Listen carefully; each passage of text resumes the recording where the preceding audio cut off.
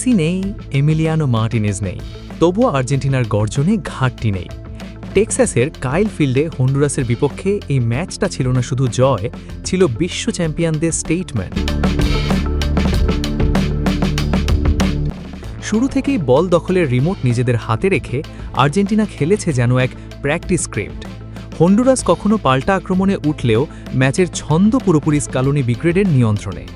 11 মিনিটে প্রথম বড় শট, তারপর চাপের ঢেউ। 33 মিনিটে সেও ঢেউ ভেঙে আসে গোলের দরজায়। লোসালস শট পোস্টে লেগে ফেরার পর ফাউলে জন্ম নেয় পেনাল্টি।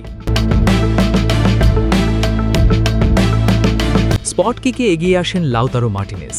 ডান দিকে ঝাঁপ দিলেও গোলরক্ষক শুধু দর্শক হয়ে দেখেছেন বল জালে জড়িয়ে যাচ্ছে।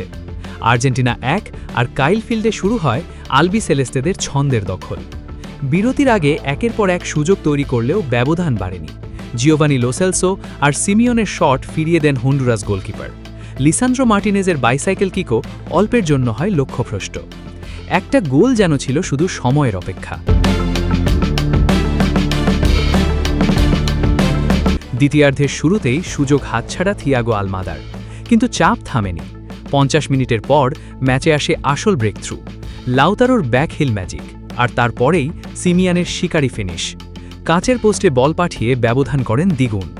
লাউতারোর ক্রিয়েটিভিটি আর সিমিয়ানের ক্ষুধা, এই জুটিতেই ম্যাচের নিয়ন্ত্রণ পুরোপুরি আর্জেন্টিনার হাতে চলে যায়। 63 মিনিটে একসঙ্গে 3টি পরিবর্তন আনেন মাস্টারমাইন্ড লিওনেল স্কালোনি। রোমেরো নামেন রক্ষণ জমাতে, আর ম্যাচ ধীরে ধীরে ঢুকে পড়ে নিয়ন্ত্রিত গতিতে।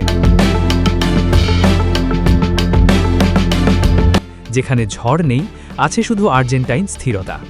শেষ পর্যন্ত 2-0 ব্যবধানের জয়। স্কোরলাইন ছোট গোলেও বার্তা পরিষ্কার।